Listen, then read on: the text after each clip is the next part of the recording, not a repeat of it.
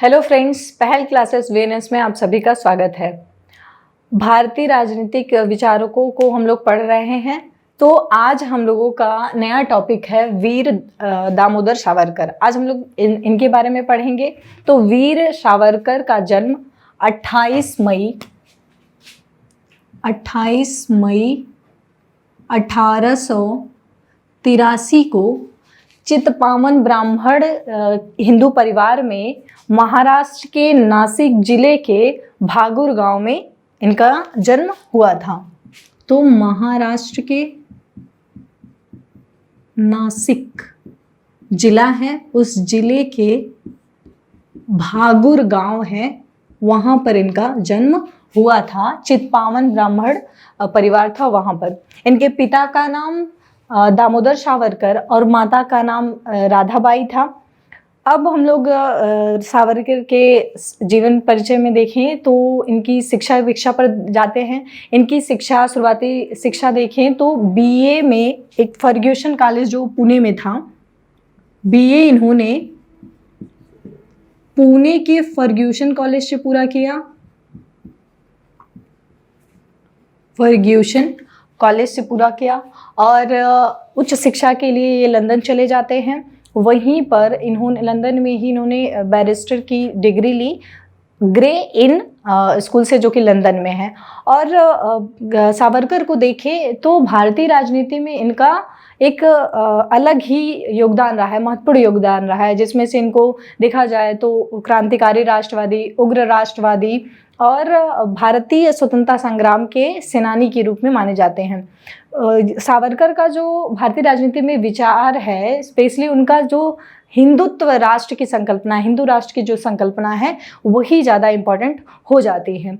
तो इनके शुरुआती समय में ही देखें, जब ये बीए चले जाते हैं, इनका जन्म ही 1883 में हो रहा है। उसके बाद हम लोग देखें तो भारत को आज़ाद कराने के लिए राष्ट्रीय स्वतंत्रता आंदोलन शुरू ही हो गए थे। उसी दौरान जब ये अपनी शिक्षा दीक्षा लंदन में लेते रहते हैं तो लंदन में ही इनकी मुलाकात मदन लाल ढींगरा, लंदन में ही इनकी मुलाकात होती है मदन लाल ढींगरा,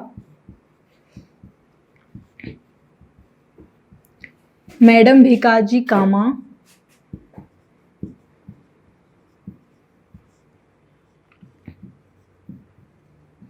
मैडम भिकाजी कामा और एक व्यक्ति हैं जो लाला हरदयाल, जो कि लंदन में ही थे, लाला हरदयाल। इन लोगों से मुलाकात इनकी होती है। अब भारतीय राष्ट्रीय आंदोलन का टाइम देखें तो इस दौरान ही देखा जाए तो एक वायसराय था कर्जन वाइली। कर्जन वाइली को ही मदन लाल ढींगरा ने मार दिया था, जिसके परिणाम स्वरूप इनको पकड़ लिया गया, मतलब गिरफ्तार कर लिया जाता है। और इन्हीं लोगों के साथ जुड़े होने के नाते ही वीर सावरकर को भी गिरफ्तार कर लिया जाता है 1910 के करीब। फिर इनको गिरफ्तार करने के बाद 50, इनके भाई भी साथ में रहते हैं गणेश, उनके साथ ही 50 वर्ष की कारावास दे दिया जाता है। वहाँ पर कारावास इनको दिया गया तो रखा जाता है, उम्र भर की कारावास रहती है अंडमान निकोबार द्वीप, अंडमान निकोबार, यानी कि इनको काला पानी की सज़ा होती है। अंडमान निकोबार में रखा जाता है, काला पानी की सज़ा। यहाँ पर सेलुलर जेल है, वहीं पर रखा जाता है, सेलुलर जेल में। इनका जो जीवन चरण रहा है, स्पेशली हम लोग देखें तो बहुत ही उतार चढ़ाव का रहा है, क्योंकि इनको शुरुआती ही दौर में देखा जाए तो राष्ट्रीय आंदोलन के शुरुआती दौर में ही इनको गिरफ्तार कर लिया गया और एक लंबे समय के लिए जेल में डाल दिया गया। तो इनको भारतीय राजनीति में उतना महत्वपूर्ण योगदान देने का समय नहीं मिल पाता। उसी दौरान आप देखेंगे कि 1911 से ही इन्होंने ब्रिटिश सरकार के सामने मर्सी पिटिशन, मतलब दया याचना डालने लगे थे कि हमको छोड़ दिया जाएगा। तो लगभग ये 1911 में, 1913 में और उसके बाद भी 2 बार और लगभग 4 बार ये मर्सी पिटिशन डालते हैं, याचना पत्र डालते हैं, जिसके परिणाम स्वरूप इनको छोड़ दिया जाता है। तो 1911 से देखा जाए, 1911 से 1937 तक इनका जो जेल में टाइम रहा उसको बिताते हैं। फिर उसके इसी दौरान ये अपना दया याचना पत्र भी डालते रहते हैं। फिर 1937 में इनको रिहा कर दिया जाता है महाराष्ट्र के रत्नागिरी में। फिर वहाँ पर ये आते हैं। तो आने के बाद जैसे जब इनको मर्सी पिटीशन डालते हैं तो बहुत से लोग इनकी आलोचना ये भी करते हैं कि इन्होंने ब्रिटिश सरकार के सामने मतलब झुके, जबकि कुछ लोग इनके पक्ष में समर्थन करते हैं और बताते हैं कि यह अगर ऐसा नहीं करते तो फ्री होने के बाद वो भारतीय राजनीति में जो योगदान रहा है नहीं दे पाते। तो ये भी वही कहते हैं कि मतलब फ्री होने का मेरा मतलब एकमात्र यही उद्देश्य रहा है कि मैं भारतीय राष्ट्रीय आंदोलन में या अपना कुछ योगदान दे सकूं। तो वहीं से इनका जो विचार रहा है वो एकदम डिफरेंट हो जाता है। और फिर हम लोग देखते हैं कि इनका जो तात्कालीन परिस्थितियां रही हैं वो देखें तो इन्हीं के राष्ट्रीय आंदोलन के दौरान ही, इनके कार्य के जीवन टाइम के दौरान ही देखा जाए, एक अलग तरह के ही विवाद भारतीय राष्ट्रीय आंदोलन में उभर कर आते हैं। जैसे देखा जाए कि तत्कालीन परिस्थितियां जब इनका रहा है तो आप देखेंगे कि 1906 में मुस्लिम लीग का गठन हो रहा है। जो भारतीय राष्ट्रीय का आंदोलन है, मुस्लिम लीग का गठन हो रहा है, ये एक अलग ही पड़ाव पर लेकर जा रहा है। और मुस्लिम लीग के गठन के पश्चात ही भारतीय जो राष्ट्रीय आंदोलन है उसमें एक तरफ हिंदू और मुस्लिम के विवाद का समस्या उत्पन्न हुई। फिर उसके बाद इनके सामने एक और भी समस्या थी कि मतलब जो भारतीय राष्ट्रीय आंदोलन में एक तरफ उग्रवादी अपने पद्धतियों को अपना रहे, दूसरी तरफ उदारवादी पद्धतियों को अपना रहे। और उसमें से बहुत बड़ा मुद्दा था कि मुस्लिम और हिंदू वाला मुद्दा, जिसमें माना जाता था कि हिंदू मुस्लिम के बीच जो समस्या पैदा हुई कि हिंदू राष्ट्र हो कि मुस्लिम राष्ट्र हो, इन सभी संवादों में ये शामिल होते हैं और अपनी मुख्य अवधारणा हिंदू राष्ट्रत्व, हिंदू राष्ट्र की संकल्पना ये प्रस्तुत करते हैं। और जैसे वही समस्या उभरी थी कि मतलब हिंदुओं का मानना था कि हम लोग बहुसंख्यक हैं तो क्या भविष्य में हमारा मतलब प्रभुत्व कायम हो पाएगा, हम अपना राष्ट्र बना पाएंगे कि नहीं पाएंगे। वही मुस्लिम जो लोग थे उनके सामने जो समस्या थी कि हम हिंदू बहुसंख्यक राष्ट्र में अपना अस्तित्व कैसे बचा पाएंगे। तो वहीं से एक बात उभर कर आती है कि मतलब हिंदू राष्ट्र हो कि मुस्लिम राष्ट्र हो। तो ये उन संवादों में शामिल हुए और शामिल होकर वो बताते हैं, कहते हैं कि अगर हिंदू मुस्लिम लोग अपने एक मुस्लिम राष्ट्र सर्व इस्लामवाद की बात कर रहे हैं तो क्यों ना हम भी मतलब हिंदू राष्ट्र, हिंदू राष्ट्रत्व का समर्थन करें। और वो हिंदू राष्ट्र में जो अपना विचार बताते हैं वो कहते हैं कि यह धार्मिक राष्ट्र नहीं है बल्कि ये सांस्कृतिक राष्ट्र है। धार्मिक राष्ट्र कहने मतलब हिंदू धर्म संस्कृति उसी वही ज़्यादा प्रभावशाली रहेगी। ये कहते हैं नहीं, सांस्कृतिक राष्ट्र होगा, राष्ट्रत्व होगा, राष्ट्र होगा जिसमें सभी धर्मों के लोग रह सकते हैं।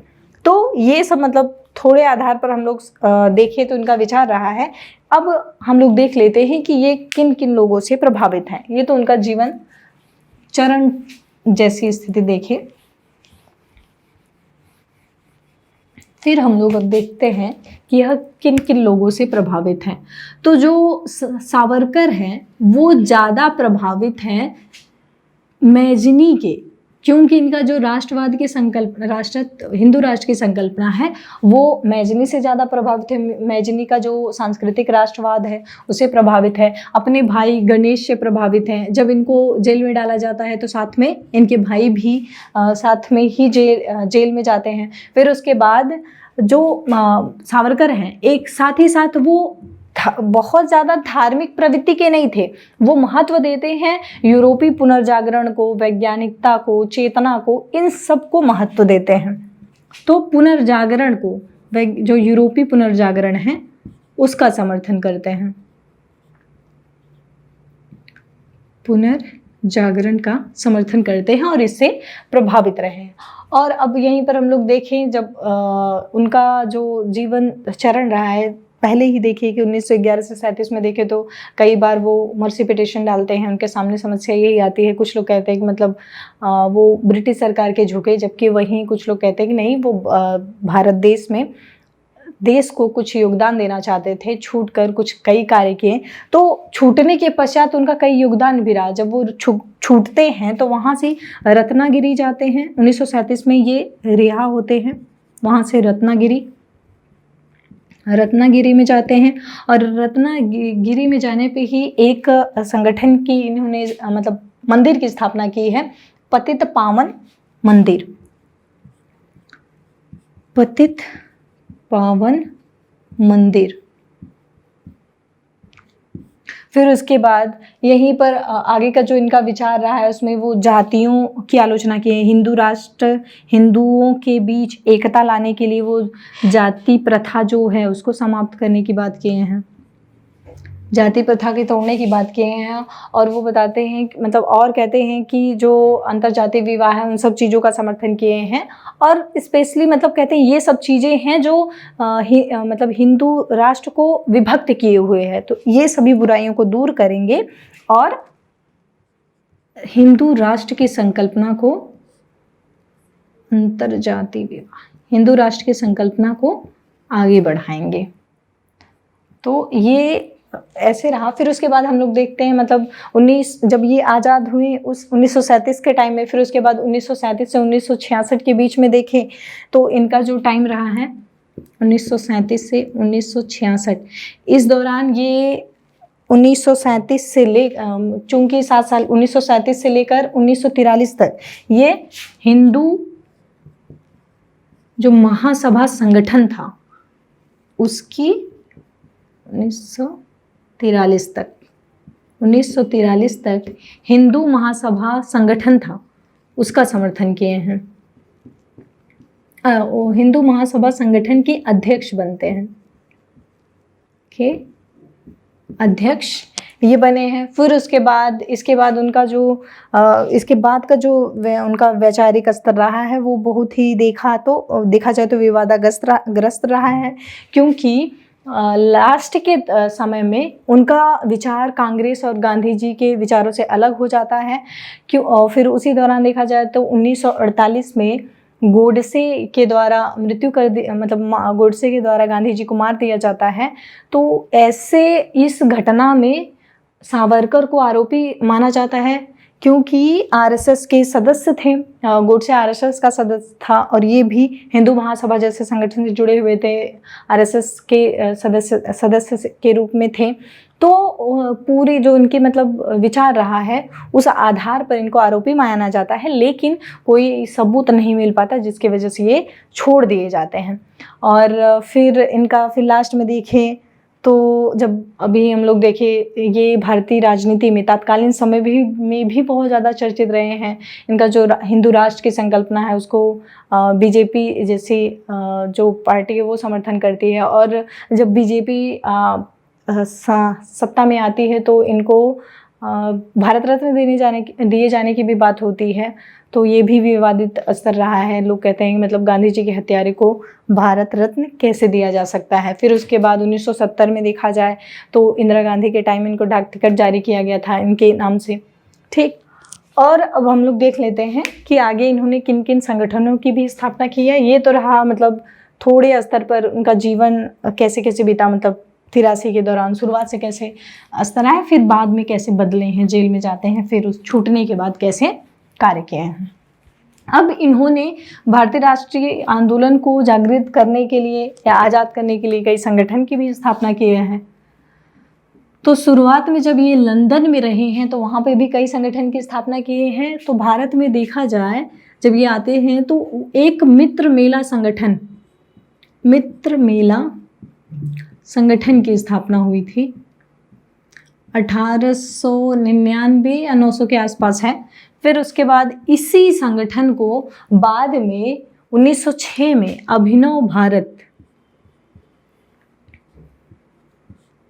भारत के नाम से जाना जाता है। इसकी स्थापना बदल करके मतलब अभिनव भारत कर दिया गया। इसकी स्थापना अभिनव भारत की स्थापना के रूप में सावरकर को जाना जाता है। फिर उसके बाद जब इंग्लैंड में ही रहते हैं तो इन्होंने इंग्लैंड में 2 संगठन की स्थापना की है। एक इंडिया हाउस है,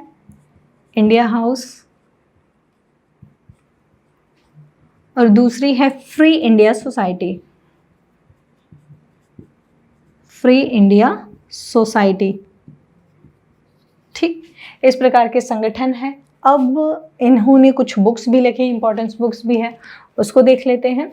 तो संगठन के रूप में मित्र मेला संगठन की स्थापना हुई थी, जिसका परिवर्तित कर करके अभिनव भारत के नाम से जाना जाता है, और इसके संस्थापक के रूप में सावरकर को जाने जाते हैं। इंग्लैंड में भी इन्होंने भारतीय राजनीति में योगदान देने के लिए कई 2 संगठन की स्थापना किए हैं, इंडिया हाउस और फ्री इंडिया सोसाइटी की।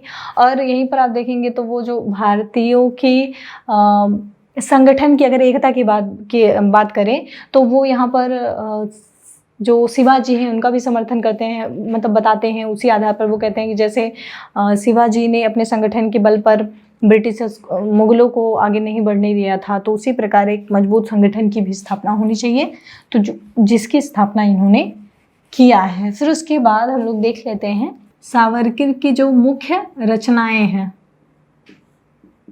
ठीक, तो इसमें से इनकी मोस्ट इंपॉर्टेंट बुक है the Indian war of independence, the Indian war of independence 1857, जो कि पब्लिश होती है 1909 में। फिर उसके बाद इनकी बुक है हिंदुत्व, जो कि महत्वपूर्ण इनका विचार है। Hindutva, who is Hindu, who is Hindu, ये आते हैं इनकी 1923 में। फिर उसके बाद देखा जाए इनका बुक है inside the enemy camp, inside the enemy camp, enemy camp. फिर उसके पश्चात हिंदू पद पातशाही, इम्पोर्टेंट बुक है हिंदू पद पातशाही। फिर my transportation for life, my transportation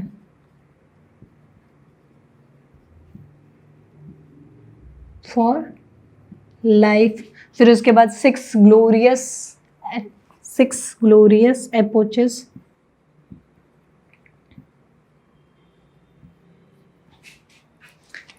एपोचेस of Indian history.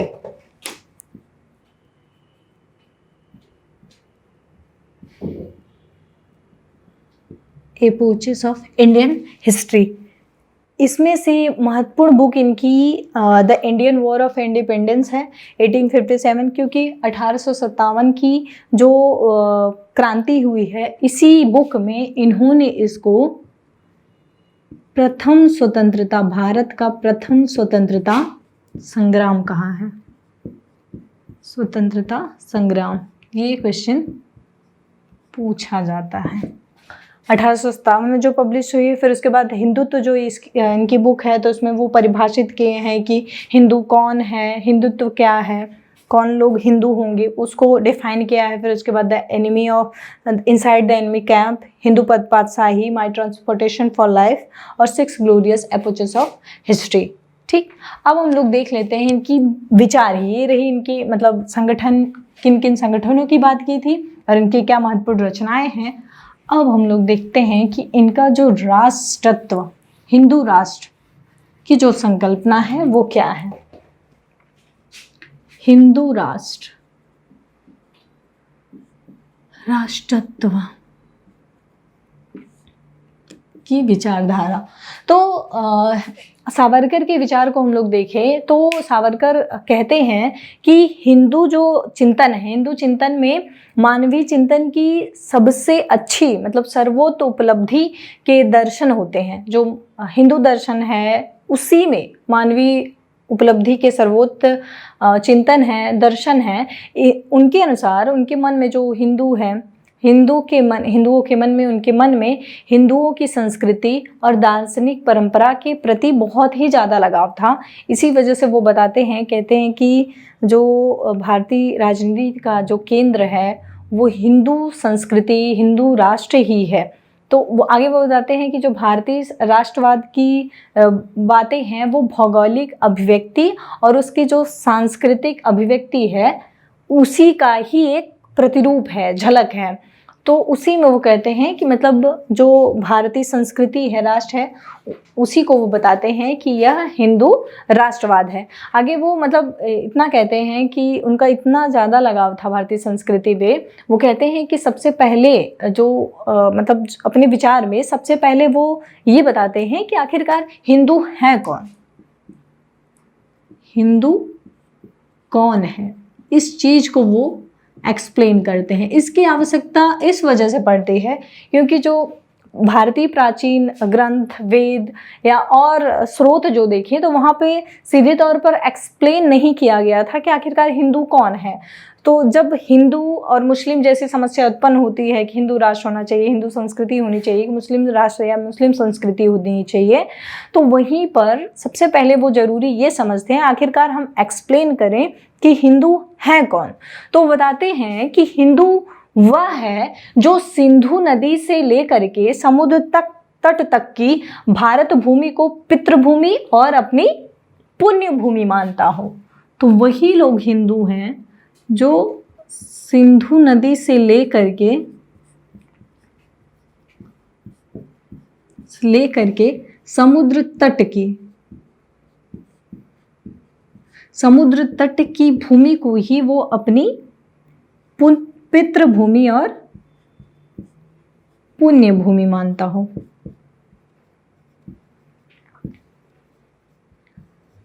पुण्य भूमि बताते हैं कि मतलब हिंदू नदी से जो भौगोलिक इस आधार पर देखें तो इनके विचार में ये भी पता चल जाता है कि मतलब जो हिंदू राष्ट्र है उसकी भौगोलिक आधार क्या है, मतलब भौगोलिक परिस्थिति क्या है। तो कहते हैं कि मतलब जो सिंधु नदी से लेकर समुद्र तट के जो भारत भूमि से जुड़ा हुआ है उसी को अपनी पितृभूमि और पुण्य भूमि मानता है, वही हिंदू होगा। अर्थात अगर देखें तो हिंदुत्व का उनका विचार केवल किसी एक धर्म से नहीं था कि जिसमें मतलब हिंदू धर्म की जो जनसंख्या है उसको माने, बल्कि इनका जो धर्म मतलब हिंदू राष्ट्र है वो भारत के राष्ट्रत्व की, जो भारतीय राष्ट्रत्व है, हिंदू राष्ट्रवाद का ही एक मूल आधार है।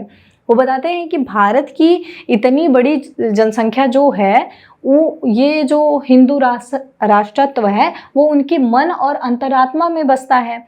तो इस आधार पर हम लोग देखें, विस्तृत रूप में देखें तो इस देश के भीतर, इस देश के अंदर और जितने भी इसके नज़दीक वाले रहने वाले लोग हैं उन लोगों का विश्वास है ये हिंदू राष्ट्र। और चाहे वो किसी भी मतांतर के हों, किसी भी धर्म, किसी भी संप्रदाय से संबंधित हो, वो अगर इस सिंधु नदी से लेकर के समुद्र तट के बीच में अगर इधर रह रहे हैं, इतनी भौगोलिक क्षेत्र में वो रह रहे हैं, विश्वास है उनको अपने देश के प्रति, पितृभूमि और पुण्य भूमि मानते हो, वो सभी लोग क्या होंगे, हिंदू होंगे। वो कहते हैं कि आगे वो बताते हैं कि ये जो देश है, मतलब कहते हैं कि हमारे देश के करोड़ों जो सिख हैं, जैन हैं, लिंगायत, मतलब विभिन्न संप्रदाय के लोग, विभिन्न समाजों के लोग, अगर वो लोगों को मतलब कहते हैं कि उनकी अन्य और समाज के लोग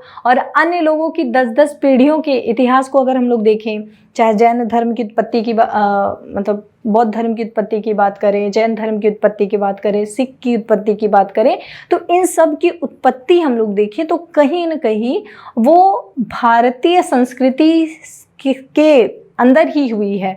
भारत देश से ही उनकी उत्पत्ति मानी जाएगी। और वो कहते हैं कि अगर इन लोगों को बाद में बता भी दिया जाए, अगर उन्हें पता चलेगा कि मतलब देखा जाए कि जितनी भी पीढ़ियों का इतिहास देखा जाए और बाद में उनको पता चले कि उनकी धमनियों से भी हिंदुओं की रक्त संबंध से रिलेटेड कहते हैं, उनकी धमनियों से रक्त से जुड़ता है, रक्त को मैच कर रहा है। यदि उनसे हम कह देते हैं कि आप ऐसे लोगों से कि आप हिंदू नहीं हैं, तो कहीं ना कहीं वो क्रोधित हो जाएंगे, उनको कष्ट होगा। इसी वजह से हिंदू धर्म में वो बताते हैं कि चाहे जैन धर्म की उत्पत्ति हो, बौद्ध धर्म की उत्पत्ति हो, चाहे किसी भी मतांतर के हों, उनका उद्भव अगर हम लोग देखें तो हिंदू संस्कृति, हिंदू सभ्यता में ही हुआ है।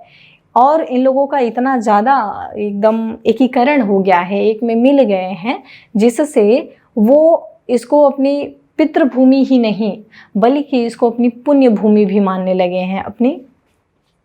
अपनी पुण्य भूमि मतलब अपने एक आस्था का केंद्र जैसा मान लिया गया है। ठीक, आगे वो इस चीज़ को एक्सप्लेन करते हुए बताते हैं कि आखिरकार हिंदुत्व कौन है। तो वो हिंदुत्व कौन हो गया, वो एक्सप्लेन हो गया। तो हिंदुत्व क्या है, हिंदुइज्म, हिंदुत्व। तो हिंदुत्व की पहचान के वो 3 आधार बता दिए हैं।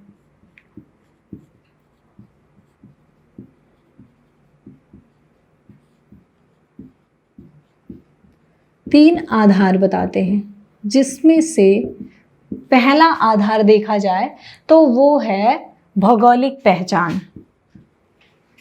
भौगोलिक पहचान यानी कि राष्ट्रीय एकता। ठीक, भौगोलिक पहचान या राष्ट्रीय एकता में वो बताते हैं कि जैसे जो बता दिए कि मतलब राष्ट्र है, हिंदू राष्ट्र है, उनकी उत्पत्ति देखा जाए भौगोलिक आधार पर देखा जाए तो वही जो हिंदू सिंधु नदी से लेकर के समुद्र तट तक के बीच में जो लोग, इसके अंदर में जितने लोग रह रहे हैं वो लोग हिंदू कहे जाएंगे। ठीक, फिर उसके बाद इसकी सेकंड टॉपिक देखें तो उसमें वो जाति या रक्त संबंध को इम्पोर्टेंट दिए हैं कि इससे आप पहचान सकते हैं, जाति या रक्त संबंध। जाति या रक्त संबंध वो कहते हैं कि मतलब अगर कई सालों से देखा जाए, हजारों सालों से, मतलब जाति के बीच में वो जाति को बताते हैं या रक्त संबंध को बताते हैं कि बहुत ही दिनों, हजारों सालों, करोड़ों सालों से जो लोग साथ में रह रहे हैं और मतलब उनको साथ में ही रह रहे हैं, उनकी संस्कृति, उनका कल्चर, उनका स्वभाव सब एक ही जैसा हो गया। और वो कहते हैं इसमें, वो यहाँ तक भी कहते हैं कि हिंदुओं को आप देखेंगे तो वो देखकर आप पहचान लेंगे। वेशभूषा, जैसे सिख मुस्लिम लोगों का भी वेशभूषा कल्चर अलग होता है, पहनावा अलग होता है, तो वो कहते हैं इन सब आधार पर भी आप पहचान सकते हैं कि कौन हिंदू है। फिर उसके बाद थर्ड है उनकी सांस्कृतिक पहचान। सांस्कृतिक पहचान, सांस्कृतिक पहचान वो कहते हैं कि मतलब हिंदू धर्म की अपनी कुछ अलग संस्कृति, अलग पहचान और उनकी जीवन जीने का तरीका, खान पान, और बहुत ही ज़्यादा इम्पोर्टेंट इसमें हो जाता है कि जो यहाँ की अहिंसा की परंपरा है और सभी लोगों के साथ अच्छा व्यवहार, उनकी जो परंपरा है, त्योहार हैं, परंपरा, त्योहार, अहिंसा का पालन, कला इत्यादि, ये सभी चीज़ों को जब आप देखेंगे तो वो कहीं ना कहीं भारतीय संस्कृति की तरफ ही इशारा करेगा। इससे वो पहचान में आ जाते हैं और यही सब चीज़ें हैं जो लोगों को एक दूसरे से जोड़ती हैं, राष्ट्र की एकता के लिए एकीकृत करती हैं।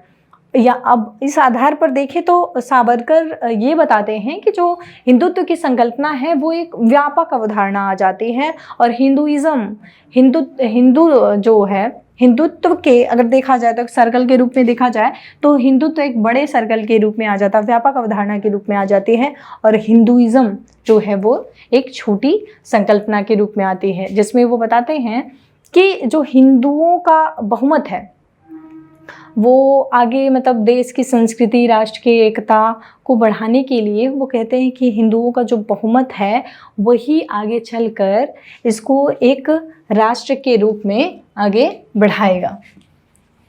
ये तीनों तो आधार रहे। कहते हैं कि इन लोगों की जो एकता है वही देश को आगे मिल करके उसको एक नए राष्ट्र के रूप में निर्मित करेगा। और कहते हैं कि साथ ही साथ इसमें जो अल्पसंख्यक वर्ग हैं, अल्पसंख्यक वर्ग हैं, जैसे कि सिख, मुस्लिम, जैन, ईसाई, सिख, मुस्लिम, जैन, इन सभी लोगों को वो बताते हैं कि इन सभी लोगों को हिंदुत्व के विकास के लिए, यानी बहुसंख्यक के साथ, मतलब हिंदू, वो कहते हैं कि जो भारतीय राष्ट्र है इसमें बहुसंख्यक के रूप में हिंदू है, अल्पसंख्यक के रूप में ये इसे ईसाई, सिख, मुस्लिम, जैन, ये लोग हैं। तो वो कहते हैं कि जो हिंदुत्व का विकास है उसमें इन सभी लोगों को एक साथ मिल कर के कार्य करना चाहिए, और अपने आप को, मतलब इन लोगों को भी अपने आप को इस राष्ट्र के सामाजिक, आर्थिक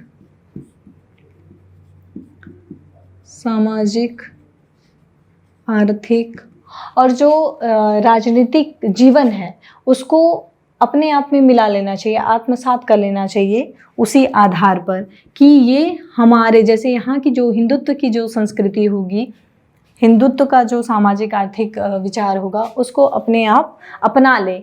वो आगे बताते हैं कि मतलब कुछ लोग जो धर्म को परिवर्तित कर लिए हैं, धर्म को छोड़ दिए हैं कुछ छोटे मोटे फ़ायदों के लिए, तो वो कहते हैं कि हिंदू राष्ट्र के बारे में वो बताते हैं कि जो लोग मतलब मामूली फ़ायदे के लिए देश को, मतलब हिंदू धर्म को त्याग दिए हैं, उनको फिर से शुद्धिकरण के द्वारा एक कर लिया जाएगा। अगर वो वापस नहीं आना चाहते हैं तो हिंदू राष्ट्र, मतलब हिंदुत्व राष्ट्र में उन लोगों को कहीं भी स्थान प्रदान नहीं किया जाएगा, मतलब हिंदू धर्म में उनका कोई भी स्थान नहीं रहेगा, अन्यथा उनको शुद्धिकरण के द्वारा, अगर वो आना चाहते हैं तो शुद्धिकरण के द्वारा आ सकते हैं। आगे वो कहते हैं कि जो हिंदू राष्ट्र में, मतलब हिंदू जो धर्म है, हिंदू जो संस्कृति है, इसमें वो हिंदू धर्म को प्रभुत्व में स्थापित करना चाहते हैं, मतलब हिंदुओं का प्रभुत्व होगा, हिंदुओं का प्रभुत्व होगा, जो राष्ट्र जाना जाएगा वो हिंदू राष्ट्र के रूप में जाना जाएगा। लेकिन वो कहते हैं कि यहाँ पर सभी धर्म, सभी संस्कृति, सभी मुस्लिम, ईसाई, जैन, सिख सभी लोग रहेंगे, लेकिन प्रभुत्व होगा तो किसका? मुस्लिम, मतलब मुस्लिम, सिख, ईसाई का नहीं, बल्कि भारत जो राष्ट्र जाना जाएगा वो हिंदुओं का प्रभुत्व, हिंदू राष्ट्र के रूप में जाना जाएगा। यहाँ पर वो सर्वधर्म समभाव की संकल्पना को भी मानते हैं कि मतलब सभी धर्मों को सम्मान दिया जाएगा, उनको अवसर दिया जाएगा सभी चीज़ों में। लेकिन अगर राष्ट्र की नाम की बात की जाएगी तो हिंदू राष्ट्र के रूप में, मतलब हिंदू राष्ट्र, हिंदू धर्म के, हिंदू, इस धर्म तो उनका वैसा वाला धर्म नहीं है, यहाँ पर राष्ट्रत्व की ही भावना प्रभावी हो जाती है, मतलब हिंदू राष्ट्र के अधीन ही अन्य धर्म आएंगे। आगे वो यहाँ तक कहते हैं कि जो अगर जो भारतीय राष्ट्रीय आंदोलन है, स्वतंत्रता संग्राम है, इसमें सबसे ज़्यादा महत्वपूर्ण योगदान किसका है? हिंदुओं का है। अगर मुस्लिम इसमें साथ देना नहीं चाहते हैं तो उनकी कोई आवश्यकता भी नहीं है। वो जो राष्ट्र का निर्माण है, राष्ट्र के निर्माण में सावरकर, राष्ट्र के निर्माण में ईसाइयों, मुसलमानों, इन लोगों का योगदान का समर्थन नहीं करते, योगदान को स्वीकार नहीं चाहते हैं।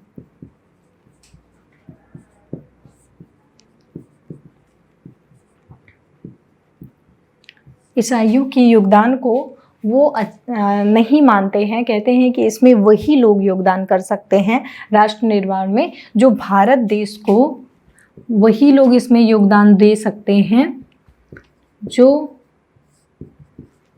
भारत को अपनी पुण्य भूमि मानते हों, पुण्य भूमि और पितृभूमि मानते हों। ये लोग नहीं, मुसलमान, ईसाई नहीं, अगर वो मानते हैं तो ही भागीदारी हो सकते हैं, बराबर की भागीदारी उनकी होनी चाहिए। वो कहते हैं कि मतलब अगर ऐसे लोग, मतलब अगर पुण्य भूमि से नहीं जुड़ रहे हैं, मतलब भावनात्मक उनका जुड़ाव नहीं है, तो उन लोगों का इसमें कोई भी योगदान स्वीकार नहीं किया जाएगा। वो कहते हैं कि हिंदू राष्ट्र में जो अन्य वर्ग हैं उन लोगों को, मतलब और जो धर्म है, आगे वो बताते हैं कि जो हिंदू धर्म है, हिंदू राष्ट्र होगा, उसमें जो अल्पसंख्यक वर्ग हैं, यानी कि मुस्लिम, सिख, ईसाई, जैन, इन लोगों को जो राजनीतिक जीवन है, नागरिक जीवन है, राजनीतिक जीवन, नागरिक जीवन और जो सार्वजनिक वितरण प्रणाली है, सार्वजनिक नियुक्तियां हैं, सार्वजनिक नियुक्तियां हैं, इन सभी मामले में, चाहे वो राजनीतिक जीवन हो, नागरिक जीवन हो, सार्वजनिक जीवन, सभी मामलों में आनुपातिक प्रतिनिधित्व और साम्य मूलक वितरण प्रणाली को समर्थन की करेंगे जो हिंदू राष्ट्र के रहने वाले लोग हैं। मतलब इन लोगों का प्रतिनिधित्व राजनीति में होगा, समान बराबर समान अधिकार दिया जाएगा। ठीक, किसी भी प्रकार का उनको भेदभाव नहीं सहना पड़ेगा, साम्य मूलक वितरण प्रणाली होगी।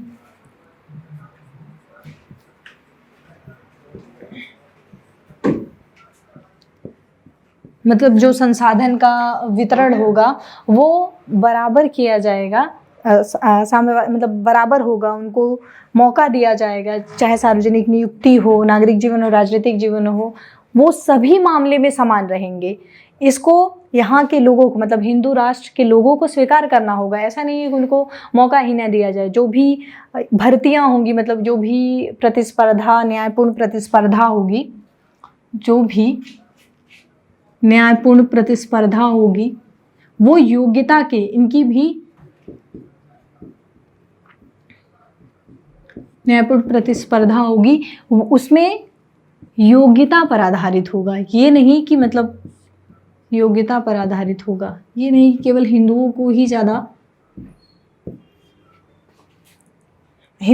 ज़्यादा अधिकार दिया जाए। इस मामले में वो सभी प्रकार की समानता का समर्थन करते हैं, लेकिन वो कहते हैं कि स्पेशल जो अलग से जो व्यवस्था, मतलब आरक्षण जैसी, उन लोगों को अलग विशेषाधिकार, अल्पसंख्यक मतलब मुस्लिमों को, ईसाइयों को, जैनों को अलग से विशेषाधिकार दिया जाए, तो उसका समर्थन वो नहीं करते हैं। इन सभी चीज़ों को वो मतलब इनकार करते हैं, जबकि इन सभी चीज़ों मामलों में वे साम्य मूलक वितरण का समर्थन करते हैं। और यहीं पर ये तो बात रहा, यहीं पर कुछ विचार जो है वो कांग्रेस से और गांधी जी से भी इनका क्लैश हो जाता है, मतलब समर्थन नहीं करते हैं। जैसे कि यहाँ पर देखा जाए तो जो कांग्रेस रहती है उस दौरान वो कांग्रेस में सभी वर्गों के लोगों को, इस मुस्लिम, सिख, ईसाई सभी लोगों को शामिल करने की बात करते हैं। गांधी जी भी अल्पसंख्यक वर्गों को कुछ विशेषाधिकार देने की बात करते हैं। तो इन सभी विचार से वो रुष्ट रहते हैं। वो कहते हैं कि कांग्रेस जो मिलाकर लोगों पर चल रही है ये गलत है, क्योंकि कांग्रेस तो सभी को मिलाकर चल रही है। वहीं दूसरी तरफ एक चीज़ जो देखा जाए, दूसरी तरफ जो मुद्दा है वो मुस्लिमों के द्वारा सर्व इस्लामवाद का है, सर्व इस्लामवाद का उभर कर आ रहा है, जो कि हिंदुओं की संस्कृति, हिंदुओं की एकता के लिए ये खतरा होगा। हिंदुओं की संस्कृति के लिए खतरा साबित होगा। इसका ये विरोध करते हैं और कहते हैं कि जब ऐसी संकल्पना आ रही है, सर्व इस्लामवाद की संकल्पना आ रही है, तो हिंदू धर्म की जो बुराइयां हैं इसके लिए ज़रूरी है कि हिंदू धर्म या हिंदू राष्ट्र के लोगों को एकत्रित होना होगा, अपने विचारों से, या हिंदू राष्ट्र के रूप में संगठित होना होगा। और वो चीज़ें तब हो पाएंगी जब, क्योंकि उस दौरान देखेंगे तो भारतीय जो संस्कृति रहती है वो कई भागों में विभाजित है, जैसे जाति प्रथा और जैसे संकल्पना रही और बहुत सारी कुरीतियाँ रही हैं। तो देश को एकत्रित करने के लिए वो कुछ काम किए हैं, जिसमें वो जाति प्रथा का विरोध करते हैं, जाति प्रथा का विरोध, क्योंकि जाति प्रथा का विरोध क्यों इस वजह से करते हैं क्योंकि ये भारतीय संस्कृति को कहीं ना कहीं तोड़ने का काम करती है, और इसमें एकीकरण लाने के लिए, भारतीय संस्कृति में एकीकरण लाने के लिए अंतर्जातीय विवाह का भी समर्थन किए हैं। अंतर्जातीय विवाह का समर्थन,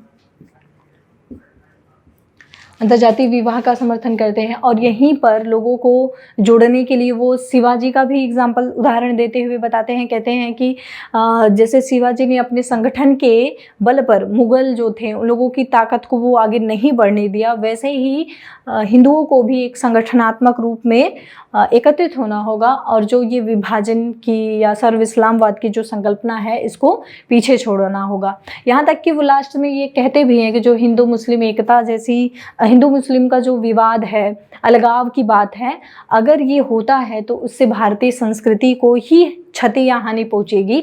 लेकिन लास्टली वो कहते हैं कि मतलब ये अलगाव या हिंदू धर्म को ज़्यादा प्रभुत्व में स्थापित करने के अलावा और कोई भी चीज़ सामने है ही नहीं, कोई इसके अलावा कोई रास्ता है ही नहीं। तो इस प्रकार से हम लोग देखें तो सावरकर का जो हिंदू और हिंदुत्व की संकल्पना रही है वो स्पेशली ये है कि रहेगा तो मतलब हिंदू जो राष्ट्र है वो हिंदू राष्ट्र के रूप में प्रभुत्व स्थापित करेगा, लेकिन अन्य जो धर्म हैं, अन्य जो संस्कृतियां हैं वो संस्कृतियां हिंदू धर्म के अधीन रहेंगी।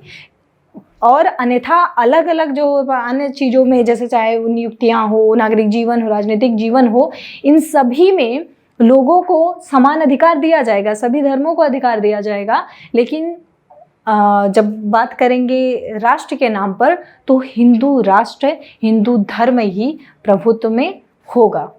तो इस प्रकार से हम लोगों ने सावरकर के विचार, संगठन, बुक्स सभी पर अध्ययन किया और इसके विचार को समझने का प्रयास किया।